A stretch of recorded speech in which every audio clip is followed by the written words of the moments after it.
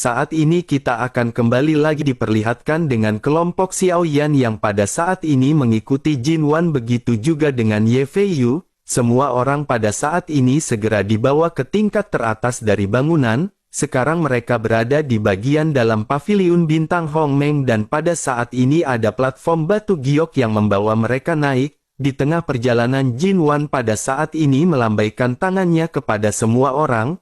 Lalu sebuah peta tembus pandang segera muncul di udara dan terlihat dari peta bahwa ini adalah paviliun bintang Hongmeng. Jin Wan pun kembali berkata bahwa sekarang dirinya akan memberikan pengenalan singkat tentang paviliun bintang Hongmeng. Karena tempat ini terlalu besar maka dirinya pada saat ini akan menyebutkan garis besarnya saja. Dirinya hanya akan menyebutkan beberapa tempat penting termasuk tempat-tempat yang diperlukan untuk berpartisipasi di dalam kompetisi 10.000 alam.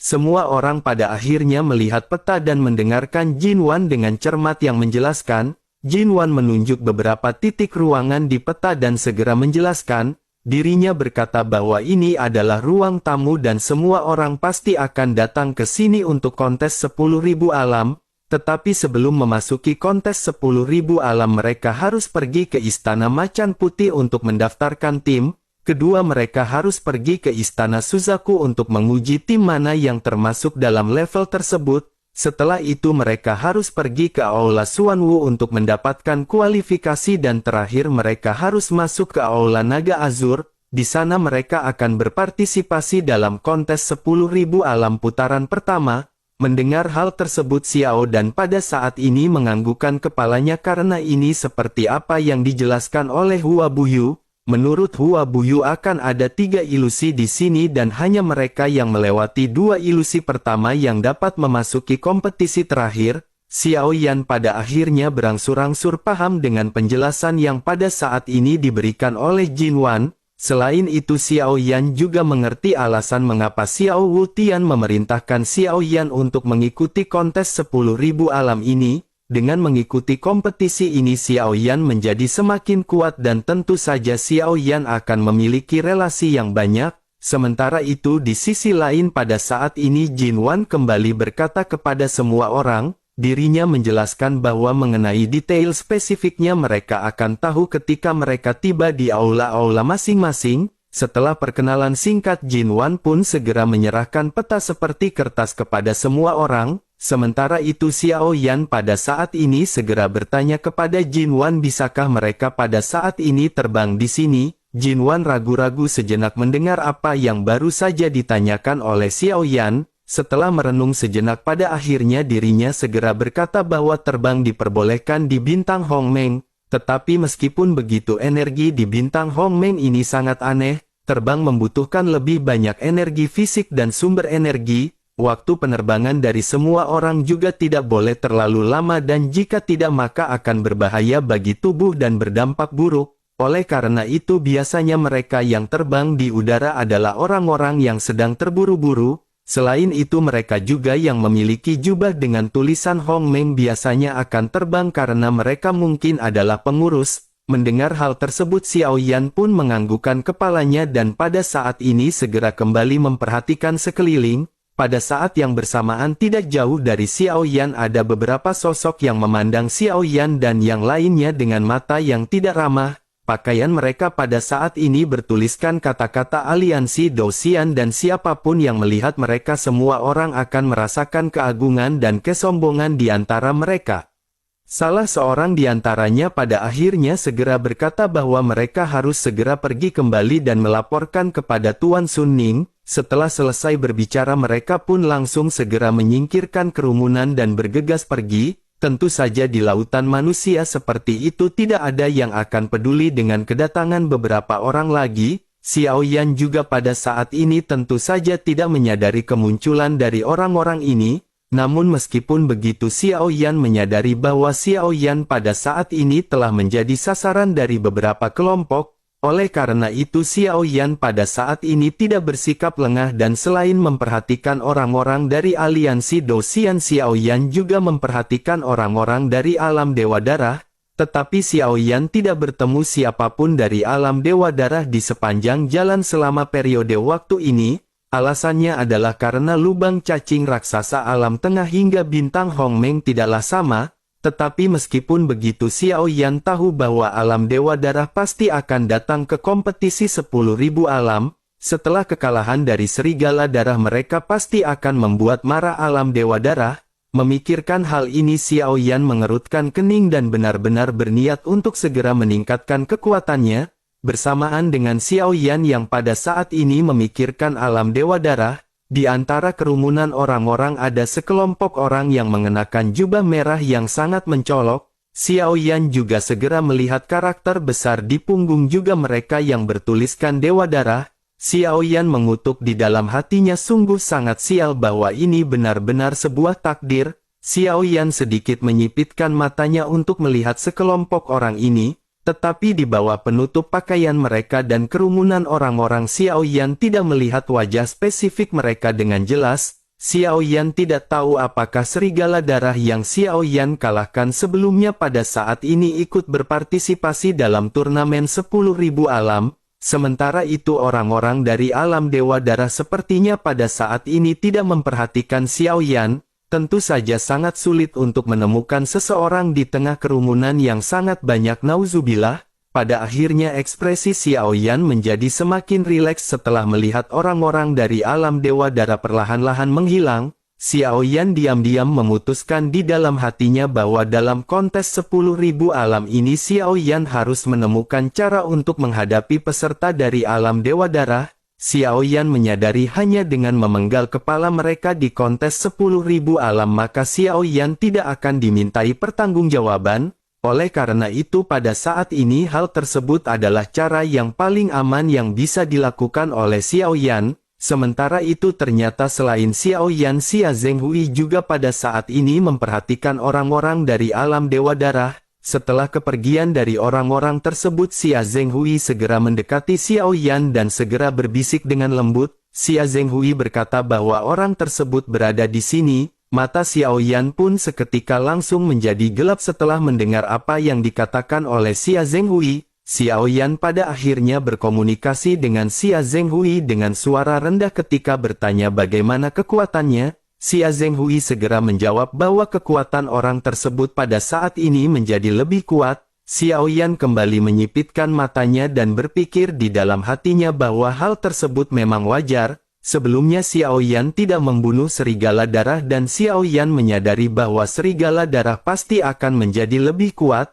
Terlebih lagi Xiao Yan juga dalam ratusan tahun ini telah berkembang pesat. Oleh karena itu bagaimana mungkin Serigala Darah tidak akan meningkatkan kekuatannya?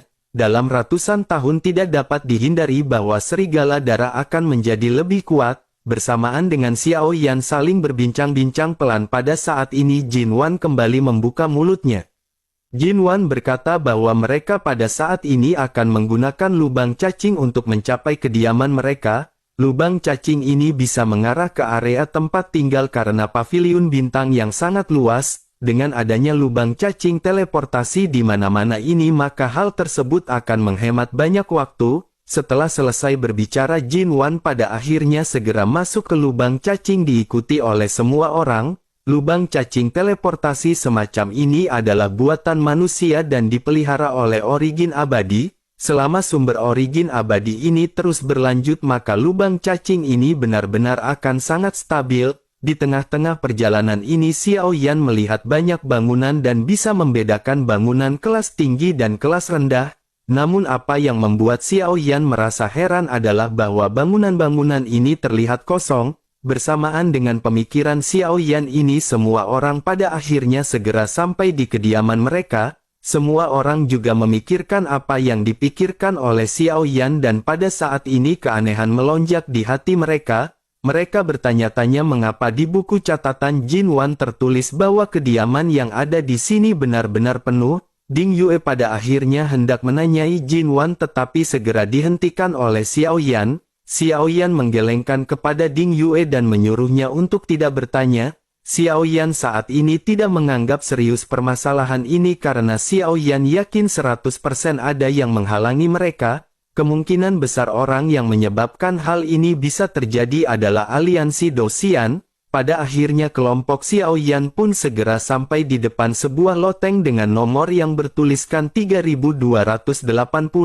Jin Wan juga pada saat ini segera menjelaskan bahwa ini adalah kediaman kelas 2 milik mereka. Meskipun mereka pergi, ini adalah kediaman pribadi mereka dan tidak akan ada yang mengganggu mereka. Jin Wan pun membungkukkan badannya dan semua orang pada saat ini segera menangkupkan tangannya kepada Jin Wan. Sementara itu Xiao Yan pada saat ini segera bertanya bagaimana cara menghubungi Nona Jin Wan. Jin Wan pun tersenyum tipis dengan sangat sopan menghadapi pertanyaan Xiao Yan. Setelah dirinya mengetahui bahwa kartu energi di tangan Xiao Yan memiliki jumlah lebih dari 7.000, sikap Jin Wan pada saat ini berubah drastis dan mungkin karena nilai energi ini cukup untuk membuktikan kekuatan Xiao Yan. Jin Wan pada akhirnya segera berkata jika Tuan membutuhkan sesuatu maka dirinya bisa menggunakan tablet giok untuk memanggilnya langsung di loteng. Xiao Yan pun mengangguk hingga pada akhirnya kelompok Xiao Yan segera memasuki ruang dan Jin Wan segera pergi. Ye Feiyu juga pada saat ini memasuki loteng dan menghirup udara dalam-dalam beberapa kali. Dirinya mengangguk puas dan bergumam meskipun ini tidak sebagus dengan tempat tinggal kelas 1.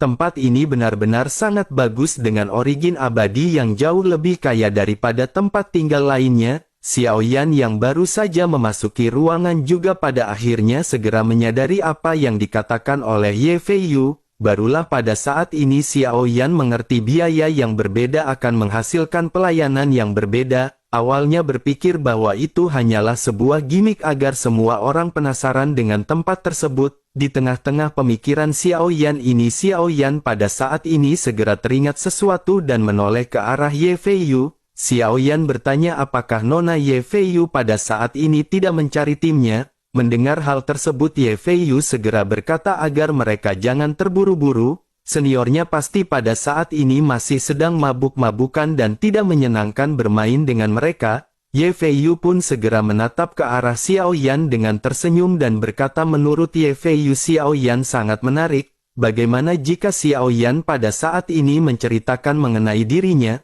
Xiao Yan pun sedikit terkejut mendengar apa yang baru saja dikatakan oleh Ye Feiyu. Xiao Yan pada saat ini berpikir sesuatu mengenai Ye Feiyu. Hal yang pasti adalah Ye Feiyu sepertinya tidak dikirim oleh kuil kuno untuk mengawasi Xiao Yan. Xiao Yan menatap mata Ye Feiyu dan dari matanya Xiao Yan bisa melihat tidak adanya fluktuasi apapun. Hal itu sangat jelas menandakan bahwa Ye Feiyu tidak mengetahui identitas Xiao Yan sama sekali. Perilaku yang ditampilkan Ye Feiyu ini benar-benar nyata dan tidak berpura-pura. Pengalaman bertemu dengan banyak orang pada saat ini bisa membuat Xiao Yan mengetahui karakter dari Ye Feiyu. Pada akhirnya Xiao Yan pun menghela nafas dan pas saat ini Xiao Yan segera duduk, begitu juga dengan Zenni dan Ye Feiyu. Sementara itu kelompok Xiao Yan yang lain pada saat ini sibuk merapikan barang-barang bawaan mereka masing-masing. Ketiganya pada akhirnya sedikit berbincang-bincang sebelum akhirnya Ye Feiyu kembali menanyakan hal sebelumnya kepada Xiao Yan. Menyadari karakter Ye Feiyu yang pada saat ini polos, Xiao Yan pun segera berkata jika ada yang ingin ditanyakan silahkan ditanyakan. Ye Feiyu pada akhirnya dengan bersemangat segera berkata bahwa dirinya ingin menanyakan dua pertanyaan terlebih dahulu kepada Xiao Yan. Xiao Yan pun sedikit mengangguk dan Ye Feiyu pada saat ini lanjut berbicara. Ye Feiyu bertanya apakah Xiao Yan memiliki permusuhan dengan aliansi Dosian. Sementara itu pertanyaan kedua apakah Xiao Yan memiliki permasalahan dengan alam asal Xiao Yan. Mendengar dua pertanyaan ini Xiao Yan pada saat ini sedikit tertegun. Xiao Yan pun menatap ke arah Ye Feiyu sementara Ye Feiyu pada saat ini merasa merinding. Melihat penampilan Xiao Yan ini pun buru-buru menjelaskan konon persaingan di alam bawah sangat sengit. Ada konflik antar alam dan ada pula konflik dalam alam. Tetapi jika Ye Feiyu pada saat ini lancang dengan pertanyaan tersebut maka Ye Feiyu meminta maaf. Menanggapi hal tersebut Xiao Yan pada saat ini tersenyum dan berpikir bahwa yang ditanyakan oleh Ye Feiyu adalah sebuah hal yang wajar. Xiao Yan pada akhirnya segera berkata bahwa Ye Feiyu tentu tahu bahwa setiap orang di sini datang ke sini dengan rahasia yang berbeda. Dengan begitu bukankah Xiao Yan benar-benar harus lebih berhati-hati? Ye Feiyu pun menganggukkan kepalanya sementara Xiao Yan pada saat ini lanjut mulai berbicara. Dengan ekspresi tenang di wajahnya Xiao Yan berkata bahwa apa yang dikatakan oleh Nona Ye Feiyu memang benar. Dunia Xiao Yan sedang menghadapi krisis dan bisa dihancurkan kapan saja. Ini bukanlah rahasia dan Xiao Yan berada di sini hanya untuk mendukung alam miliknya. Mendengar hal tersebut mata Ye Feiyu pada saat ini sedikit menyipit. Ye Feiyu lanjut berkata bahwa bakat Xiao Yan ini benar-benar sangat kuat. Sekarang Xiao Yan telah memprovokasi aliansi Dou Xian dan mereka tidak akan membiarkan Xiao Yan pergi dengan mudah. Jika aliansi Dou Xian mengambil tindakan, Xiao Yan bahkan tidak akan dapat berpartisipasi dalam kontes 10.000 alam. Menanggapi hal tersebut Xiao Yan pun dengan lembut lanjut menjawab bahwa jika Xiao Yan takut maka Xiao Yan tidak akan melakukan apapun. Ye Feiyu pada saat ini segera meragukan identitas Xiao Yan dan matanya menjadi semakin serius. Ye Feiyu pada saat ini memiliki pertanyaan di dalam hatinya yang selalu terngiang-ngiang. Ye Feiyu bertanya-tanya mungkinkah ketiga pamannya datang bukan untuk menyelamatkan Ye Feiyu tetapi untuk menyelamatkan Xiao Yan. Ye Feiyu pada saat ini masih belum sepenuhnya menyadari hal tersebut. Mengingat detail sebelumnya ketika Jiang Ya hendak membunuh Ye Feiyu ketiga dewa tidak muncul, sementara ketika Sun Ning hendak membunuh Xiao Yan ketiga dewa barulah muncul. Ye Feiyu pada akhirnya tiba-tiba teringat sesuatu dan memandang ke arah Xiao Yan dengan tajam. Dirinya pada akhirnya segera berkata apakah Xiao Yan bukanlah saudara laki-laki yang baru dikatakan oleh tiga paman senior. Xiao Yan seketika mengangkat alisnya dan terbatuk dua kali mendengar apa yang baru saja dikatakan oleh Ye Feiyu. Xiao Yan secara alami tahu bahwa tiga paman yang disebutkan oleh Ye Feiyu adalah tiga dewa. Xiao Yan pada akhirnya segera menjelaskan bahwa Xiao tidak pernah berjanji kepada mereka. Xiao Yan hanya menerima token giok yang diberikan oleh mereka. Xiao Yan pun segera mengeluarkan token dengan tulisan kuno di atasnya. Melihat token tersebut ekspresi di mata Ye Feiyu pada saat ini terlihat dipenuhi dengan ketidakpercayaan. Ye Feiyu pun melihat token tersebut dan mengambilnya dan terlihat ada nomor 9 di belakang token tersebut. Ye Feiyu tanpa sadar bergumam bahwa Xiao Yan benar-benar saudara laki-lakinya. Mendengar hal tersebut Xiao Yan sedikit mengerutkan kening karena sebutan seperti itu terasa sedikit risih bagi Xiao Yan. Sudah lama sekali tidak ada yang menyebut Xiao Yan sebagai saudara laki-laki, terlebih lagi Xiao Yan juga tidak menyetujui ketiga dewa untuk bergabung dengan kuil dewa kuno. Meskipun tiga dewa menyelamatkan nyawa Xiao Yan tetapi hal ini tidak membuat Xiao Yan sepenuhnya percaya pada kuil kuno. Melihat Xiao Yan yang pada saat ini terdiam Ye Feiyu pun tersenyum bahagia sementara ekspresi Xiao Yan masih tetap tenang. Ye Feiyu pada akhirnya segera berkata bahwa dirinya adalah urutan ke-8 sementara Xiao Yan adalah urutan ke-9. Dengan begitu maka Xiao dan harus memanggilnya dengan sebutan kakak perempuan. Mendengar hal tersebut Xiao Yan pada saat ini masih bersikap acuh tak acuh dan tidak tertarik dengan hal tersebut. Xiao Yan segera mendorong token tersebut dan berkata jika begitu permasalahannya tolong ambil kembali token ini. Senyum Ye Feiyu pada akhirnya segera berhenti tiba-tiba mendengar apa yang dikatakan oleh Xiao Yan.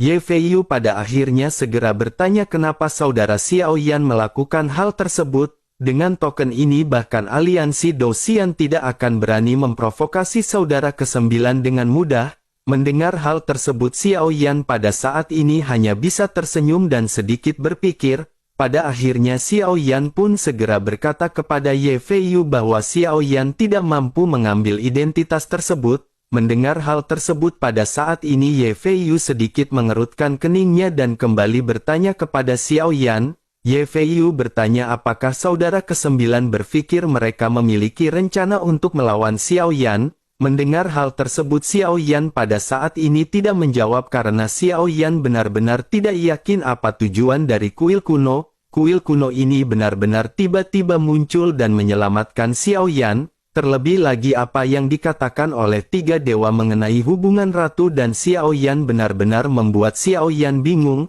Sementara itu Ye Feiyu pada saat ini merenung sejenak sebelum akhirnya memandang Xiao Yan. Ye Feiyu pada akhirnya segera berkata apakah Xiao Yan dan Permaisuri. Begitu Ye Feiyu berbicara pada tahap ini tiba-tiba cahaya putih pada saat ini melonjak dan sosok Ye Feiyu menghilang di hadapan Xiao Yan. Baik Xiao Yan dan Zenni serta yang lain pada saat ini benar-benar shock. Zenni segera bertanya apa yang terjadi dan bagaimana dengan gadis tersebut. Xiao Yan juga pada saat ini sedikit terkejut tetapi Xiao Yan tidak terlalu khawatir. Xiao Yan yang segera mengingat kata-kata Ye Feiyu yang terakhir mengenai Permaisuri dan Xiao Yan. Pada saat ini keingintahuan Xiao Yan tentang Permaisuri ini benar-benar menjadi semakin serius. Apa hubungannya Permaisuri yang tiba-tiba muncul entah dari mana dengan Xiao Yan? Ye Feiyu baru saja hendak memberikan beberapa petunjuk kepada Xiao Yan tetapi sebelum dirinya menjelaskannya dirinya benar-benar dibawa secara paksa dan menghilang begitu saja. Tentu saja Xiao Yan pada saat ini menyadari bahwa sosok yang melakukan hal tersebut adalah tiga dewa. Xiao Yan yang berpikir seolah-olah pada saat ini hubungan antara Ratu dan Xiao Yan benar-benar tidak boleh diketahui oleh Xiao Yan. Xiao Yan pada akhirnya kembali berpikir siapakah Permaisuri ini dan apa hubungannya dengan Xiao Yan. Tidak mungkin ini dilakukan oleh Sun Er karena berdasarkan pemahaman Xiao Yan tentang Sun Er tidak akan melakukan sesuatu yang seperti ini. Pada akhirnya Xiao Yan segera berpikir Permaisuri ini sepertinya datang bukan untuk melindungi Xiao Yan, tetapi dirinya memerintahkan tiga dewa untuk melindungi Xiao Yan karena Xiao Yan pada saat ini memiliki pagoda pemurnian. Tentu saja jika pagoda tersebut jatuh ke tangan aliansi Dou-Xian maka aliansi Dou-Xian benar-benar akan berkuasa. Dengan begitu kekuatan aliansi Dou-Xian akan meningkat dan hal tersebut pasti akan menjadi ancaman bagi kuil dewa kuno. Setidaknya pada saat ini hanya pemikiran inilah yang bisa menjelaskan semua kebingungan Xiao Yan. Dengan pemikiran ini Xiao Yan bisa melepaskan keraguan mengenai Permaisuri dalam hatinya untuk saat ini. Xiao Yan pada akhirnya memandang token yang belum sempat diambil oleh Ye Feiyu dan bergumam bahwa Xiao Yan belum pernah mempelajari token ini sebelumnya. Xiao Yan ingin tahu apakah Xiao Yan dapat menemukan petunjuk tentang mereka. Xiao Yan segera memegang token dengan lembut di tangannya dan rasa yang sangat dingin segera melonjak. Xiao Yan pun segera menuangkan origin abadi tanpa ragu dan pada saat ini Xiao Yan hanya bisa menggelengkan kepalanya. Ternyata token ini tidak dapat disuntikkan dengan origin abadi dan Xiao Yan pada saat ini kembali bergumam. Xiao Yan bertanya mungkinkah itu harus dilakukan dengan kekuatan spiritual? Xiao Yan pun membalikkan token di tangannya dan menemukan kata kuno yang tertulis dan kata 9. Tidak ada pola lain yang pada saat ini yang bisa dilihat oleh Xiao Yan. Xiao Yan pada akhirnya menghela nafas dan segera menyuntikkan kekuatan spiritual tetapi hasilnya wajah Xiao Yan pada saat ini tiba-tiba menjadi pucat. Kekuatan spiritual Xiao Yan tersedot oleh token tersebut dan hal itu membuat Xiao Yan takut dan buru-buru menjauhkan dirinya. Xiao Yan pada akhirnya bergumam bahwa token ini agak aneh dan Xiao Yan berpikir apakah Xiao Yan harus membuangnya. Xiao Yan pun menghela nafas dan berpikir bahwa pada saat ini Xiao Yan harus menyimpan kebingungan ini terlebih dahulu. Setelah menyelesaikan permasalahan ini Xiao Yan pun memutuskan untuk beristirahat sejenak. Xiao Yan tidak terburu-buru untuk mendaftar karena semua orang pada saat ini kelelahan. Setelah terlalu lama berada dalam kegelapan dan setelah apa yang dialami di lubang cacing berkabut Xiao Yan pada saat ini benar-benar bersantai begitu juga dengan semua orang. Setelah cukup lama tertidur dan ketika bangun lengan Xiao Yan pada saat ini masih ditiban oleh King Mu'er dan Zenni. Xiao Yan pun mengelola nafas lega dengan rasa puas di wajahnya. Pada akhirnya setelah beberapa hari beristirahat semua orang pada saat ini sudah hampir pulih. Xiao Yan memanggil semua orang untuk mendiskusikan permasalahan pendaftaran. Xiao Yan menghitung jumlah orang di tim Fearless dan pada saat ini ada 15 orang. Lin Dong pernah memberitahu Xiao Yan bahwa jumlah dari satu tim tidak boleh melebihi 20 orang. Oleh karena itu jumlah di tim Xiao Yan pada saat ini sudah cukup. Tetapi Xiao Yan pada saat ini memiliki kekhawatiran. Jing Wuchen, Zenni, Lang Tian dan Qian Ning merupakan Dou di bintang 8. pertempuran berikutnya jelas bukan sesuatu yang bisa mereka tangani dengan kekuatan ini. Xiao Yan juga tidak bisa melindungi mereka di dalam pertempuran dan Xiao Yan harus memecahkan permasalahan ini. Pada akhirnya setelah merenung sejenak Xiao Yan berkata meskipun mereka semua telah mencapai Dou di bintang 8, tetapi pertempuran ini masih agak sulit dan mereka benar-benar belum bisa bergabung secara paksa dalam pertempuran semacam ini. Oleh karena itu demi keselamatan masing-masing Xiao Yan menyarankan agar mereka tetap di sini. Mendengar hal tersebut 4 orang yang pada saat ini merupakan Dou di bintang 8 mengerutkan kening. Jing Wuchen segera berkata sambil menatap ke arah Xiao Yan dengan penuh tekad. Jing Wuchen menjelaskan karena mereka semua telah datang ke sini bagaimana mungkin mereka bisa mundur. Mereka telah mengalami pertempuran sebelumnya yang menyangkut hidup dan mati. Mereka tidak takut dengan hal tersebut terlebih lagi di bawah perlindungan Tuan Muda Xiao Yan. Sulit bagi mereka untuk tumbuh dan meningkatkan kekuatan. Zenni juga pada saat ini segera berkata agar Xiao Yan membiarkannya menemani Xiao Yan. Lang Tian juga pada saat ini segera berkata kepada Xiao Yan bahwa dirinya sekarang telah bisa menyempurnakan pil kehidupan. Dengan begitu maka Lang Tian berpikir hal tersebut akan sangat meningkatkan di dalam pertempuran. Sementara itu Qian Ning pada saat ini dengan takut-takut segera berdiri dan menghampiri Xiao Yan. Dengan rasa malu jari-jarinya yang ramping segera mengembun di udara dan bola cahaya seketika muncul. Bola cahaya ini segera ditembakkan ke tubuh Xiao Yan secara tiba-tiba dan dalam waktu sekejap Xiao Yan dikelilingi oleh tetesan air. Tetesan ini membentuk perisai energi yang mirip dengan perlindungan. Mata Xiao Yan sedikit menyipit dan Xiao Yan bisa merasakan bahwa tetesan air di sekitarnya benar-benar pertahanan yang sangat kuat mengangkat. Xiao Yan perlahan mengangkat kepalanya dan menatap ke arah mereka berempat. Pada akhirnya Xiao Yan tersenyum dan menghela nafas lega sebelum akhirnya berkata bahwa Xiao Yan pada saat ini meminta maaf kepada mereka. Xiao Yan benar-benar lupa bahwa mereka semua telah bekerja keras. Sekarang Xiao Yan menyadari tanpa haknya mereka semua memiliki kekuatan untuk berpartisipasi dalam kompetisi ini. Jawaban Xiao Yan ini secara alami adalah persetujuan bagi mereka untuk ikut berpartisipasi. Meskipun keempat orang ini merupakan bintang 8 Doudi tetapi kekuatan tim Xiao Yan benar-benar tidak bisa diremehkan. Kekuatan tempur utama saat ini dalam tim adalah tahap menengah Dosian bintang 2 yang dipimpin oleh Xiao Yan. Setelah itu ada Dosian bintang 2 tahap awal yakni Ding Yue. Selanjutnya ada Dosian bintang 1 tahap akhir yakni Long Yi. Dan selanjutnya ada juga Long Xietian yang merupakan bintang 1 tahap menengah. Selain itu di dalam tim Nan Erming juga bisa dihitung sebagai Dosian. Nan Erming yang berambut merah dengan bertambahnya Raja Sisik Naga juga akan bisa mencapai kekuatan Dosian bintang 1.